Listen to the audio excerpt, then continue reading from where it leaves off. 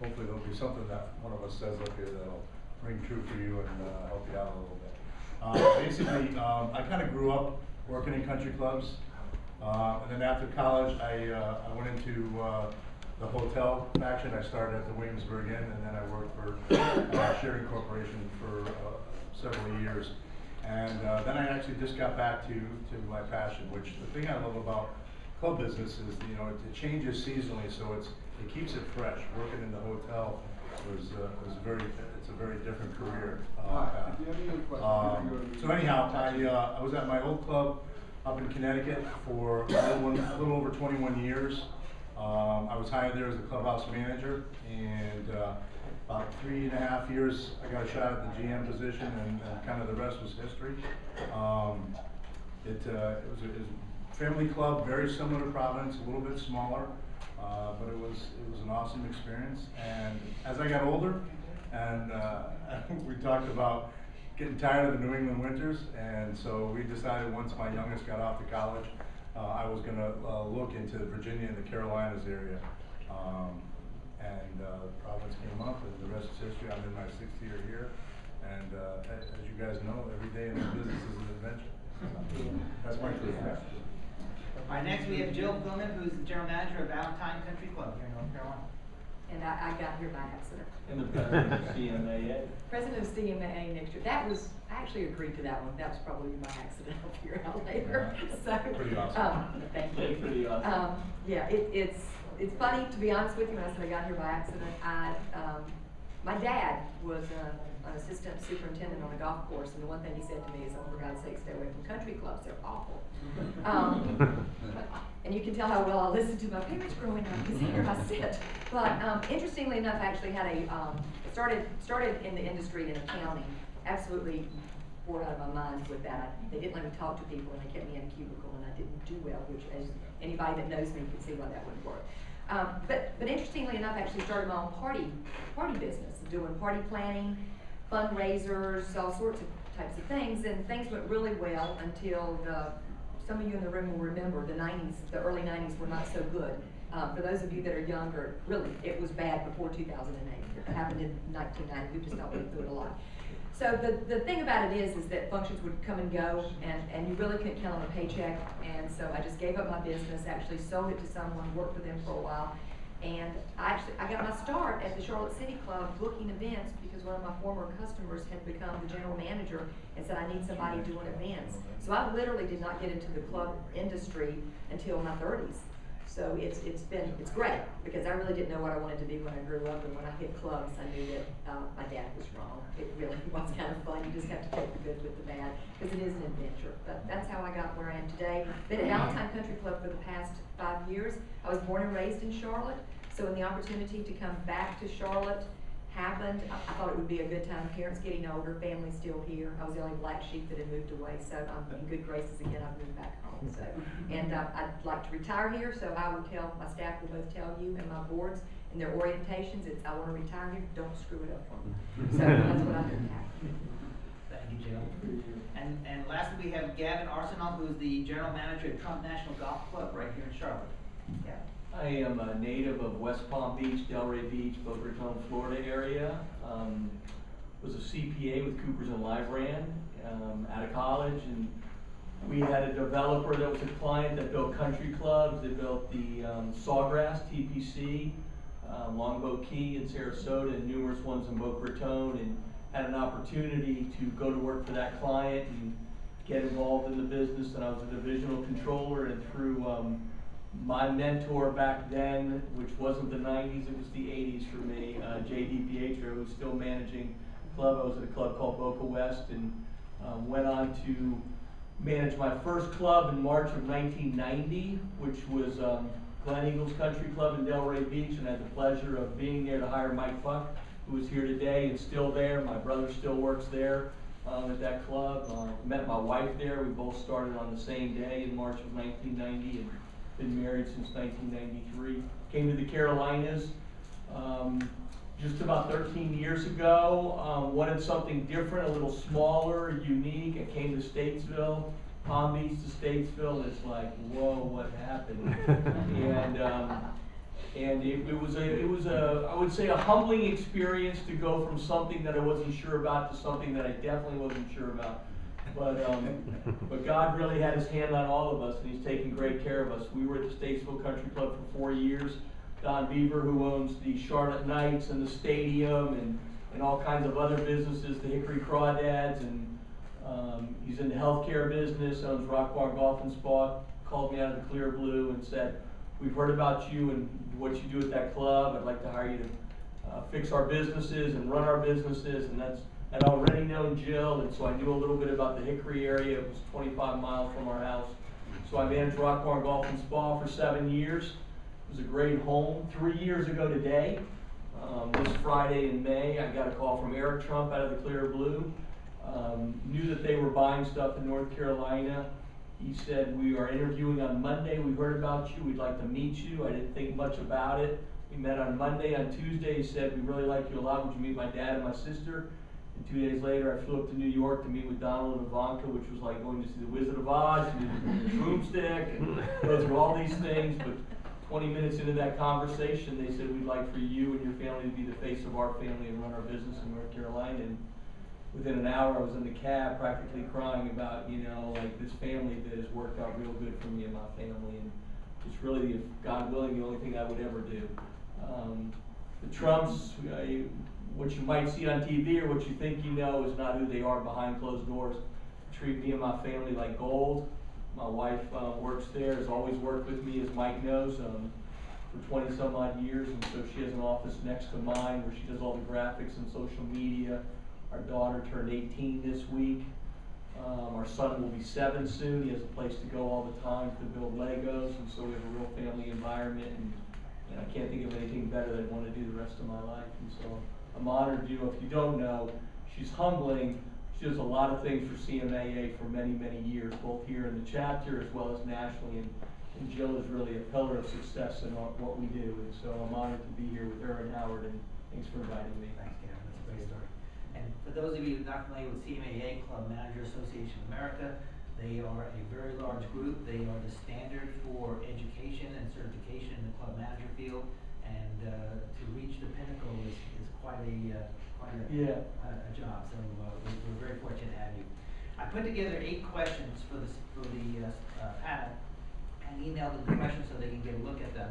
The questions are pertinent to tennis professionals and the tennis industry. So hopefully you can tap into that at the end. Hopefully we'll have a little bit of time and we'll maybe take a couple questions from the audience. So let's get right into the first one. And the first one is, can you describe how your management team operates? Is your tennis director considered a department head? And if so, how often do you meet? And Howard, why don't you begin with the... We operate basically what I would call the true general manager concept. I'm the general manager, as you know, and I report directly to the president of the club and a board of governors. I have 9 direct reports, 9 department heads, of which Eric Wynn is our tennis director, and he's one of my direct reports. Eric and I meet casually, probably 2 or 3 times a week, and then formally, I hold an all-staff meeting with all of my key staff, which is department heads and some assistants, once a week, every Wednesday. Honestly, it's almost the very, very same setup. Kevin, who's sitting in the back, is tennis director, and Jason is the head professional. Just so I don't repeat the same thing that he did, I think the only thing that I would add is, interestingly enough, it is kind of divided. I think one of the hardest things sometimes I think even my membership is, what is the difference in a director versus a head professional? And what I like to say is that Kevin sometimes gets stuck with the administrative things that aren't so much fun, and he sort of lets Jason do some wonderful, creative, social things. And we have some great functions at Valentine Country Club. So I think they all do the same thing. They very much work as a team. They work together. They plan together. They're all inclusive. But I think the 2 differences would be that the director, that Kevin takes more of the administrative than Jason does, and Jason's kind of he's the fun guy. So anyway, he does the event. So meet the same. If my door's always open, if you need me, you just call me and I'll set up an appointment. But I will tell you, I very much am just I hire you to run the job, you do it. If you need me, I'm there. Otherwise, I really won't bother you unless I see something or hear something. So We meet when needed, other than that, it's just once a week at the staff department, and that's probably more to the staff know what each other are doing than anything else. It's communications, because it gets kind of crazy with a lot of different departments. Is that just an hour meeting? It is an hour meeting. That's the goal. Yeah, that is the goal. We try really hard on that one. Kevin, how about yourself? Mine is almost exactly the same. You meant to say that the director gets more lip service directly from the general manager. Well, no, he gets more crap from the members, I'm not gonna lie to you. You want the honest So, truth. I'm honored that our tennis director, Kevin Campanall, is here, and our clubhouse manager, Lorenzo Zignago, is here. If you guys don't mind standing up in the back here so they can see who you are. Thanks, gentlemen. Why are they so far away from you?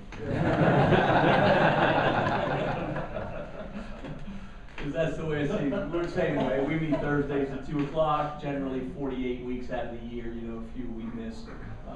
Same exact thing, so no reason to rehash any more of that. The same thing, we have a head tennis professional who doesn't get as much, he gets the lovey-dovey from the members. Jason's sitting there going, yeah, I still get a lot of crap. Yeah. All right, well, let's move on to the second question. Can you describe how your management team operates? Is your tennis director considered a department head? Oh, we just did that one. Yeah, we did. Not moving over? All right, with country clubs becoming more family central, how important or valuable is the tennis department for reaching your club's goals relating to member services? And Jill, why don't you take the lead on this one? Yeah. I'll say for our club, it's extremely critical. If you look at our, with our mission and our vision statement, reference Valentine Country Club as being a family focused. It's actually the first core value that we have in what we do. So for us, it's our brand, it's our niche. So it is the key component as to who we are and what we make up. So I know when I hired Kevin, I think one of the things that we really needed to do more of was the junior functions. We were trying, Jason had been working on it for a while, but I said, Kevin, number one goal when you come in is we need to get this junior program up to where it needs to be, because you cannot be a family focused club and not have good programming in every single thing. And I think that was the one thing that we were lacking. So the two of them have done an incredible job, and I would say that we have probably tripled the amount of juniors now playing in our programs, and double some of the activities and things that we did. Y'all can agree or disagree or kind of agree to it. But yeah, but I mean, in my opinion, it was the one thing that we were really lacking in that we did. So for me, absolutely critical, key component that we have a lot of family programming and juniors, because I just think it's who we are, and we're selling an idea, we're selling an ideology. Yeah. Ours is exactly the same. The only difference is our head professional's name is Daniel, not Jason. We have Kevin and we have Daniel. We also come from the same developer. So the developer set up our clubs similar in nature with a family orientation to it. So we were both present yeah, properties. Yeah, didn't think about that till right now. You're saying that, but we're family. So we are family oriented, and today more than ever, we are focused on youth and new members. We've tried to get away from the cliques that run the tennis center, and that was probably something that I had to work through about trying to not let the cliques determine how it's going to Does run. that happen? Not since the new management. Not since the okay. Yeah. Howard? Well, I mean, we're all here, we all represent family clubs. I mean, our mission statement and vision uses the term family-centric, same concept. I will tell you this, from my perspective, this club would not be successful if tennis wasn't an amenity. It is not an amenity here. It is absolutely a vibrant part of why people choose to join the country, or join this club, or Joe's, or Gavin's. Because, you know, this is not back when I was a kid, you know, and I caddied a few years ago, when it was, you know, Dad went to the club to play golf, and Mom and the kids maybe went to the pool. It's not like that anymore. If you're not engaging your members in all facets of the operation, then you're not going to be successful. And as far as I'm concerned, in this economy, in this country, there's two kinds of clubs. There's clubs that are building and developing and growing and remaining relevant, and then there's clubs that are going the opposite, that are circling the ball, just trying to pay the bills and keep the doors open. So we're have other than family Yeah, and golf ours- and beer? We have 2,000 adults at our club and 2,000 children under 20. So, you know, that lends itself to an array of sporting activities. So obviously golf is the king. I'm sure he's the king here, okay? But doesn't mean that there's not a prince. You know what I mean? So, pun on words, Prince Racket. You know, tennis doesn't rival golf, but it's just as important. Just as important as, you know, the field goal kicker is important on a football team. You know, the quarterback's more important, but you need both. And so our tennis is really important from the athletic, but the kids. Right. Can you just clarify, I'm sorry, exactly what you're trying to get from us when we? Well, I mean, you say it is becoming more family central. Yeah. What was it before it was family central? It was more, for us, it was more just women. Ours used to be more just women tennis players and dads would show up. Ours is now, the whole family shows up on Saturday afternoon. We do more activities for the entire family. We don't have them just demographed as ladies golf, ladies tennis play, or men's USTA at night. We probably have 5 things a week where the whole family attends. Right. See, a lot of clubs will promote that because they know intellectually that, you know, people deciding to join a private country club today when you can make fees or join a lot less expensive clubs. The reason why they say that is so that they want them to say, okay, I'm gonna get value if I join that club because it's family central. But the proof is always in the pudding. A lot of clubs will promote that they are family central or family centric, and they don't have the juniors programs. They don't have that kind of. You have to walk the walk. We have family tennis events together where Sure. mom and dad and kids and everybody can hit and play, and dad can drink 10 beers at the same time, you know. And I mean, just Mom can too. That's right. Yeah. Here in Yeah. Providence, Big time. we're probably 2.5 to 1 in terms of golfing members versus tennis members. But I will tell you this, 60% of the participants in tennis are from full golf. That's true. Actually did a study huge. to see where the money was coming from and to characterize it. Good. And the largest amount of money spent in tennis operations were from golf members. Absolutely. So which tells me that, and we have a lot of members, when you agree, that cross over. Now, Jason and Kevin and my golf pro, which is kind of getting into another answer, but I would tell you they work collectively to try to do joint functions. Yes. And so what's happened is now we're finding that we've got a lot of guys doing both, we've got a lot of women crossing over too, because my role is, if I can get everybody engaged in some sport, when those kids grow up and move away, I'm not gonna lose those people. Because if I can keep this club as the center of their social life and their hub, they're not going anywhere. People don't give up what they care about. I need them to care about that club as much as they care about anything else, and then I don't lose those dues revenues. But I will tell you that just for us, we spend approximately $300,000 a year in just children programming. So that's family focused. And folks, we have a bunch of questions we want to go through, and some of them I think will be answered from the audience. So let's reserve your questions at the end, and if your question is not answered, then we'll try to get your question. I want to make sure we get through some of the relevant questions that we put together. And this one has to do with budgets. So budgets are always a main operational duty at country clubs. At your club, how does the tennis department budget compare to the other departments? Is it self-sustaining? Is it partly subsidized by the general operational budget, or is it completely underwritten by the general budget? And Gavin, we'll have you. Yeah, ours is partially underwritten by the general budget. It does run at a deficit. Some of the operational expenses are offset by some of the revenues derived from shops and a few other things. We derive those budgets. I have a pretty good idea percentage-wise. You know, obviously, golf and food and beverage are our profit leaders. They actually make a profit. But that's all, they can be manipulated, so it's not even fair to say that, you know. So, but it's all dues revenue, and I'll be kind of quickly on this. We consciously subsidize some of the food and beverage activities that go on at tennis, so they do not fall through the tennis budget, to keep that budget at a certain dollar amount. Now, people would say that's not right or not, but I don't really care. You know, I kind of know what's the right number we need to achieve. Lorenzo's in the back, he's the clubhouse manager. I just tell him, you eat it in food and beverage and you take care of tennis on certain things. But this is just my philosophy. If you want a great tennis program today, have some great food and beverage giveaways sometimes and do some freebies and make the members happy. I made my speech. Yeah, I mean, it's very, very similar to what you just said, Gavin. You know, we don't make money at tennis, but we don't intend to. I don't make money at the pool, and people would not join this club if it wasn't for those two facilities. So it's that simple. And again, to his point, which I really liked, Gavin, is that we can manipulate the numbers any way we want.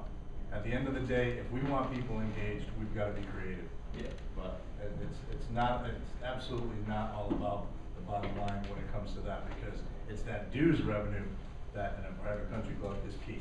Right. So as long as you're happy, you're gonna keep paying that dues. So every club has its own benchmarks in whether they wanna make money in food and beverage or lose money in food and beverage. It's whatever makes the member happy, whatever the lion's share of their members will appreciate. As long as they can get that dues line, that's all that should matter. I like to make that. Okay. No, you said it perfectly. You just said, well, we all wanna keep the dues rolling. Right, That's- right, we that's want our to keep the bottom dues line. rolling in, right.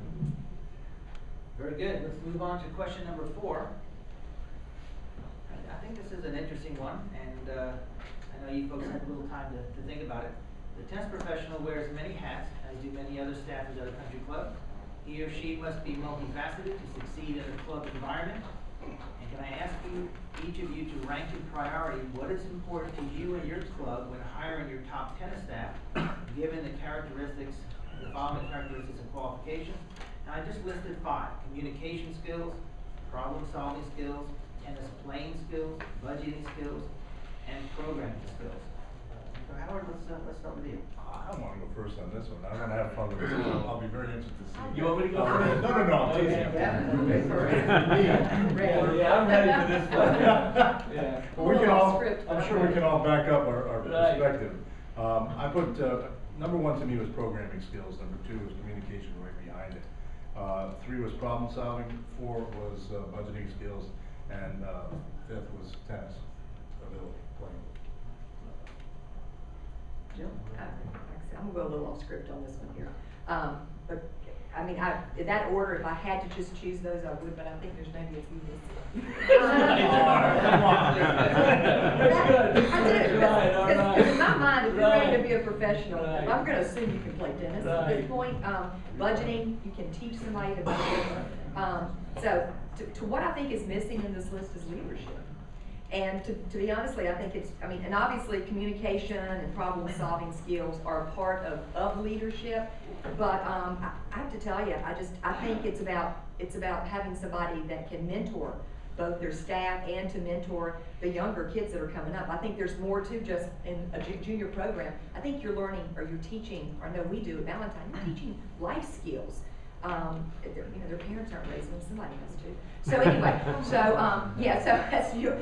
I think there's a social responsibility to these kids to do mentoring. I think leadership is about being a good team leader. I think it's about being part of a team. I think it's ethics. I think it's integrity. So, in my opinion, to be honest with you, I can teach you to budget, I don't care. But if you're showing me leadership skills and you're showing me that you're gonna stand above the pack and all that, that's probably what I am looking at, and not just a tennis professional or a head tennis, I'm looking for that in all of my people, because that's probably what's important to me. Great, that's good. I had answered it, none of the above. Oh, did you? You did? See, you're awesome. I put attitude and chemistry, and then I put / leadership.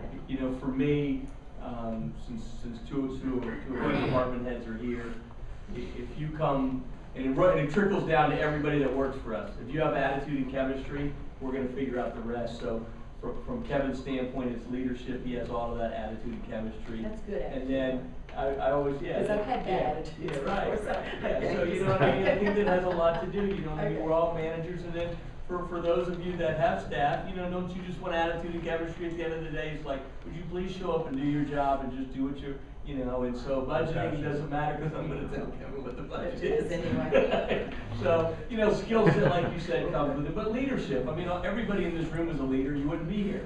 You know, I mean, You're you have, passionate, the rest you of us have to are. have an ego and have a leadership skill to be, especially as leaders, you have to be able to take combat. The tennis professionals get beat up, you know, I mean, yeah, they have the B Thank you team, for the saying C team, the A team, don't tell me, and maybe I get a chance to tell one great Glen Eagles story before this day is over. Okay, great. My favorite line, I shouldn't have gone down my I line. know. I'm I'm a big player. Well, that's some great insight. I think, from the tennis pro standpoint, when we're hiring other pros, but we can't teach enthusiasm, and that's a. Tom, just start a company that ranks members at a club. You go to club around America, you'll make millions of dollars. You know, take it out of All right, well, let's move on. Question number 5. What would be your advice for tennis professionals who aspire to become tennis directors or tennis department heads at similar tier country clubs such as yours? And Gavin, let's start with you on that. I wrote good luck. That's what I wrote in mine. And I meant it not sarcastically, but, you know, sometimes, I want to say this right, you can be the best in your business and be sitting in here, and sometimes it's just about matter of being in the right place at the right time when the right job opens. And I'm going to say that again, you can do everything right, you can have all the right certifications, but sometimes it's about being in the right place at the right time, at the right club. And so, to me, it's a tough world to advance to the top of the world in the tennis pro area. And then, if you do, the best job you have is the one you have right now. That's my only advice. If you think it's greener on the other side, sometimes it's not. And so if you think you're gonna go somewhere and get another job, that's all I wanna say on that. You know, it's not easy to go to be a #1 in tennis. Howard? My only comment to that is, I would not want to see an assistant tennis pro that doesn't want to be the head pro. Yeah. Doesn't want to be the director. I mean, I think that should be goal 1. So, I mean, it's really that simple. And I think one of the things, as someone working up in the ranks, is to try and promote how tennis is relevant and can be combined with other facets of the operation. People that think just tennis centric, they're not going to be as successful, and they're not going to be known as a team player for a global operation. If you're going to join a tennis club or work at a tennis club, that's a different scenario. But if you're going to have a career in the country club life, you've got to be able to say, I'm relevant and I understand the big picture. So how I can tie in tennis with fitness or whatever, but that kind of gets into another question. Great. Jill? Yeah, I agree with everything they said. The other thing that I would say is know who you're working for. If you're wanting to get to the next level, it's not just about the job. It's the person ahead of you that's going to have the same goals that you do. If that person doesn't want you to get ahead, you're probably not going to. So you need to work for somebody that cares as much about your goals and where you're going to end up as you do. Because that person will get you there, they'll take care of you, they'll give you the skills that you need, and they will also help you to find that next position because they care about you and where you're going, not just about the job that you can do for them. So I would say critical for you is who you work for. And if you're working for somebody that you don't think really cares about you, then you've probably got one more stop before we move to the next one, because you do need that. And that person will continue to support you even after you're on the same level as they are. The other thing that I would say too is, and I'm speaking to the choir here because you're all here for this meeting, but be active in your association, because every single person sitting in this room one day could be a lead for you, could be a help for you, could be a reference for you. And it takes a team sometimes to get up to that next level and to be the first one in charge. So use your networking, use your friends, use that activity. Last thing is, when you do look for that job, be sure it's a culture that fits you. You can only fake who you are for so long. And I used to laugh, I'm really good friends with Damon Diorio at Charlotte Country Club. You're talking about 2 different styles. We have probably the same goals, ideas, ethics, morals, but they would run me out of that club thinking I had lost my complete mind. The first time I hugged the first eight people that came in the club. And if he walked over, they'd say, oh my God, he's stiff and hard. Right. You know, and he's really not. It's just, Right. it's a Part of the culture, culture. part of the Right. cultures is where we fit in. And it's, you know, yeah, Valentine, it's a pretty laid back kind of a culture, and somebody stuffy would never fit in that club. So, you know what, if you want longevity when you do go for that job, find a club that fits your, don't just chase the money in the job. Be strategic in your planning as to what you're gonna do, because you're gonna be so much more successful long term. Good advice. Good. That's great insight, thank you. Okay, question number 6. We're looking at identifying trends maybe in the country club business, and do you see a definitive trend with tennis departments combining management operations with fitness and or spa and or aquatics? And if so, how has that affected your overall operation and the staffing of that operation? Kevin, you want to talk? Yeah, I mean, I was, this is how I answered it, that I actually had thought about that back in the early 90s with Mike Puck at one time at Glen Eagles, about doing multiple things with him, and we did that at Rock Barn, and in July 1st of this year, Kevin will be in charge of fitness and aquatics. They'll fall under his umbrella, and he'll expand. Well, we think a lot about Kevin, and so I like to think of something with our department heads, let's grow old together. And so with Kevin, you know, being one of those people I'd love to grow old with together, is I'm trying to think of new ways to take his leadership skills and put them under other umbrellas that could get him less time on the court and maybe more time in his salary. So he's really, not everybody fits that, and not everybody can do that, but he can. And so he'll be in charge of what we call tennis and fitness. And they're right next to, those campuses sit by one another. A lot of children go through tennis in those, so I believe in it wholeheartedly if it works for the right fit and the right club. Great. Yeah, I mean, from a P&L perspective, I would not ever see the two combining. But from an operational standpoint and success, I mean, there's been It's a a great great way to put connection it. over the last couple of years, with tennis connecting with fitness. You know, we started with cardio tennis and things of that nature, but there's been a lot of commingling there. And an awful lot of commingling, as I think Gavin mentioned about the food and beverage operation. You know, I very much encourage the tennis director and head golf professional, and you guys are trying to plan some of these events, tie in F&B, because, you know, food and beverage, cocktails, and sports, they do work. Even though you don't necessarily drink too much before you're playing tennis. That's your club. People love people love to enjoy that afterwards. But it does, because again, you wanna make it exciting. So you wanna make it so it's not just going out to playing a round robin and going home. You know, it's not like that. You wanna combine it. Thank you, Aaron. Jill, what do you think? You know, I could see it being a natural fit. We don't have that, but we do have a unique situation, because our tennis and all of our children's programming and fitness and aquatics is all at a different campus about a mile away. So it's all housed under the same location. So there is some resources that are already being shared, like some of the office staff and things like that. We haven't combined them, and I don't know that I've really even thought about doing that. I don't know if I think that Kevin probably could take over the fitness. I'm not so sure William could do the tennis. So I think a natural transition would be, it'd have to be the tennis, probably, you know, professionals on that end that would do it. So I'm not opposed to it. I just don't know that I've ever had the circumstance to think about it. So it would just be, if it happened, I don't think we would just have to see. All right, question number 7.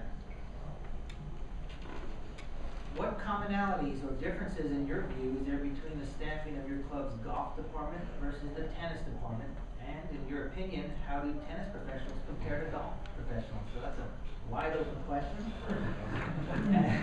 And Howard, why don't we begin with you? Yeah, we can start with you.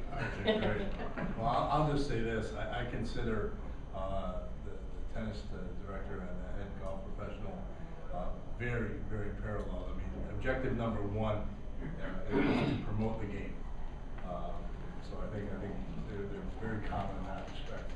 I mean, the rest of it is again, it's all very similar. I see the positions extremely parallel. You know, they have to be creative. They want people to be involved in tournaments. They have to mix it up, they have to tap all bases in terms of hitting different levels, whether it's men, women, children, and, you know, so I see them extremely parallel. Jill? I think I absolutely do agree. I just wrote down here, I don't see a difference in the professional, just in the job that they are required to do. As a matter of fact, I think it's critical that you have your golf pro and your tennis professional being able to work together to come up with combined events. As I mentioned before, I said it would kind of encompassing another answer, but I mean, I think that we've grown both golf and tennis by having joint events that we have done because we've introduced them, and so they're not so cubbyhole. You got to make it fun. And you got to sort of take the competition out of it, but I think once you do that, so I'm really fortunate that I've got two professionals that work well together and don't really have anything, you know, and the thing too is it takes the competition out of it. I have been at clubs where there was very definite competition between the golf and between the tennis, and they're fighting for funds and what's happening. Now, I will say that in those cases, it's the person in charge. I control the board, which controls the money, which controls the environment, which controls the culture. So if you allow that to happen, and we just don't have that culture because I don't believe in that. I believe that everybody is important. If not, then just get rid of the amenity altogether because it's not as important as the other thing.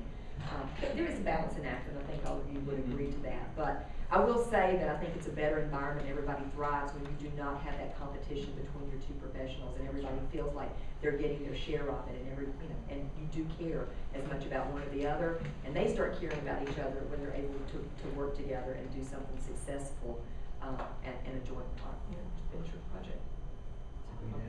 I'm in the same one, you know, and the gentlemen in the back know that, you know, we're across the board of commonalities. Each shop has 4 pros, each shop has a shop person, each area has maintenance assistants. The golf course maintenance is obviously larger, but we have our maintenance department that takes care of tennis. You know, one day I spent some time with golf and explained to them how easy they had it, and they were like, come on. And I said, well, a member walks in, they see you for 6 minutes, they're gone for 4 hours, then you see them for 3 minutes, and then they go drink. Tennis pros and tennis players are in a bubble all day long with the members. They're with the members all day long. So when you want to go do that, you come and see me and tell me how difficult it is because you spent 6 minutes and 8 seconds with the member when they checked in, and then you didn't see them. And that hour of conversation was a paradigm shift in their thinking about how easy they did have it compared to tennis pros. Because you know, in tennis you got nowhere to run or hide. You're stuck in the bubble with members where golf pros aren't, you know what I mean? And there's another one where people get enamored with the golf pro to a certain degree because they can play so good. And you know, tennis is not the same love affair there. So I stand up a lot for our tennis director and what we believe in tennis, although golf obviously brings us in a chunk of change. But if you add it in the golf maintenance, they bring us in nothing. Right, so I remind them of that, so. Yeah. All right, let's move on to our last question. And when conducting interviews for your tennis staff, can you help us identify any constructive tips for eligible candidates?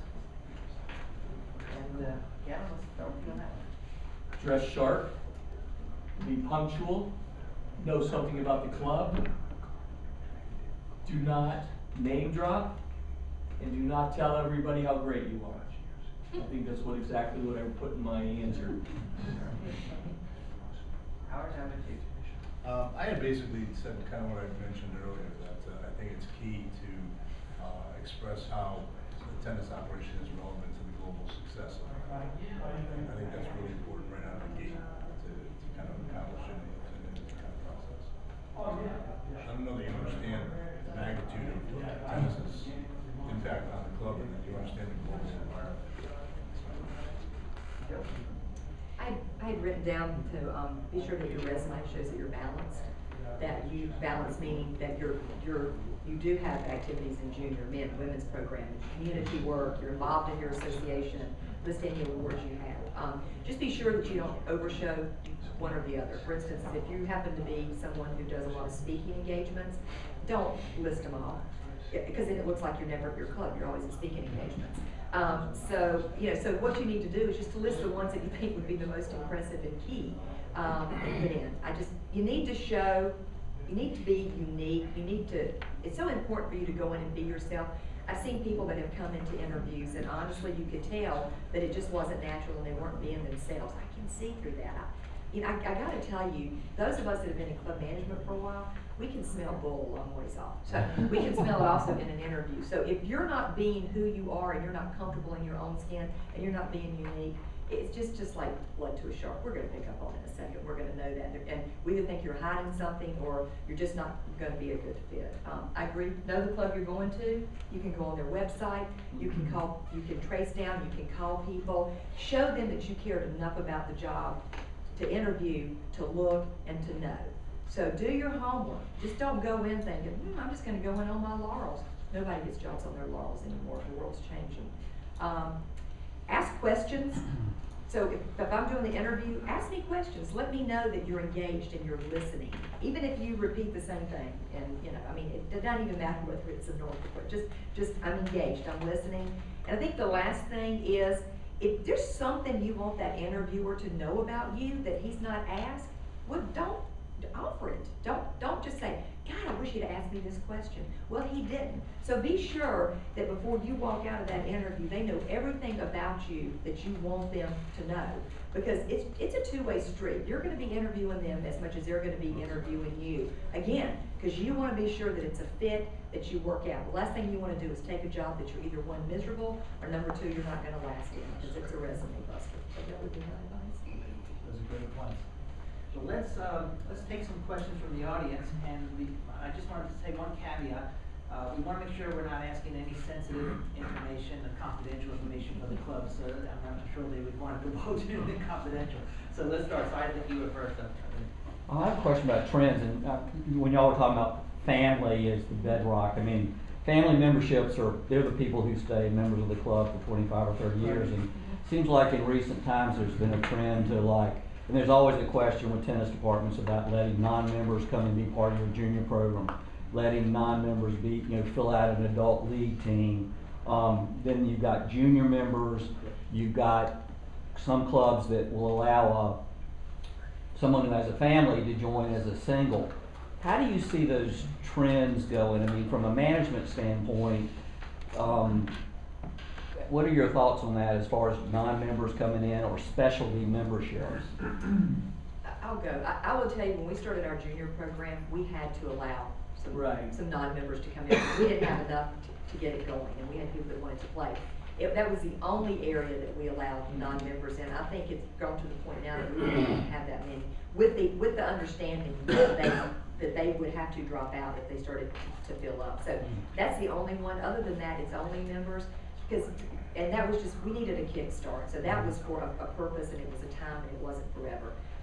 The problem is, if you allow too many non-members out there, what's the point in them ever joining? You're never going to get those initiation or those dues, because it's it's just so. That's kind of where we are on it. And if it's a need, we absolutely have to do it. We allow it, but it doesn't happen very much at all.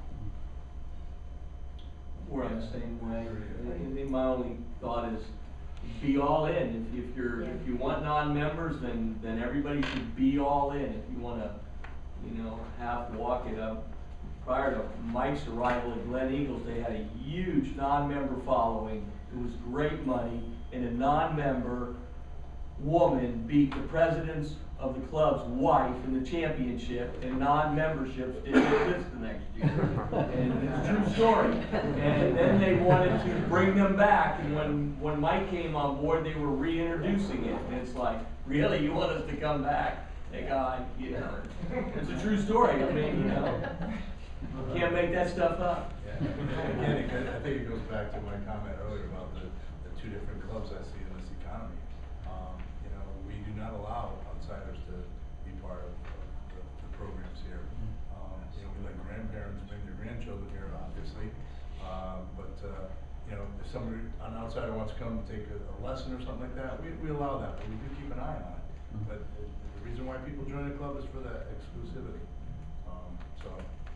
But again, we're successful. Eric does a phenomenal job, keeping the attendance strong. But if that's not there, that's the other kind of club that might have to make those exceptions. Just follow up on that one question. So if you don't allow non-members in, you have different price structures for golf as opposed to tennis or fitness? So you Yes. can come and join the club for all those. 4 levels, right, for us, social, So ours are social, fitness, tennis, and full. tennis plays initiation. They all pay. Yeah. They all pay. We have 3 categories here. Right. And every club does the same thing. No, there's clubs that you either are or you aren't a Your member. clubs, you- But I say you're younger. Most of, all of us are probably, 20 years old. You're 25. 25, yeah. So we're all youngsters here. Yeah. I think it started changing because it's dynamics versus some of your older clubs in the area where, and some of your older clubs now have actually started social memberships, but that's been in the last probably 20 years, but. I'm the oldest yeah. at the table. You're the oldest. I am. Are you I- 30? I am. You were Oh. the first club president, Ours is 1999 is when our club was built. Yes, this is the, Yeah, that was 97. All right, other questions? Mike, and then Tom? I heard each of the 3 of you mention a little bit of the terms mission, vision, and core values of your mission statement for the club. Is that something you communicate to the pros and get their staff to buy into, and you dedicate time for them to do that instead of chasing lessons on the court? I mean, they're responsible for the management and the implementing of that core value, and it's cross-referenced with the different departments. Can you talk about that and have kind of a monitor for that? Yes, I mean, it may Yes, not for be, us, yeah. I mean, it may not be every week, but, I mean, guys are sitting here, you pretty much know what our mission, our vision, and our core values are. So, yeah, I mean, Yeah. so it's more of a, I mean, we don't sit there at every meeting and go, okay, let's remind her of the mission, vision. I mean, we have a board retreat that looks at it, reviews it once a year as part of the strategic plan, and then if they make any changes, then it brings it back down and I introduce it to the staff. It doesn't change much, sometimes we'll tweak it, but our core values are diversity and being environmentally responsible, being community driven, family focused, I mean, so they're, and they're. genuine hospitality. Yeah, and they know exactly what those core values are and what the expectations. Our mission and vision are very much similar, just that we are going to be a premier family-focused club. Well, when you say you're family-focused, that pretty much tells a whole lot about what you are and what you do. So, and the thing about it is, Valentine Country Club has always had that mission, vision, and culture and the core values. So for me to come in, it was an easy transition because it was kind of already there. It was just part of what the culture was, and all I do is just keep it alive. See, when I first got here a little over 5 years ago, the club had its own mission statement, and there wasn't a department head that had a clue what it was. Yeah, Yeah. so that, it was, so the first thing I did was come in and I said, all right, this is what I see on paper. What do you guys believe in, and where do you think you're headed? What is your goal? What is the vision of this club?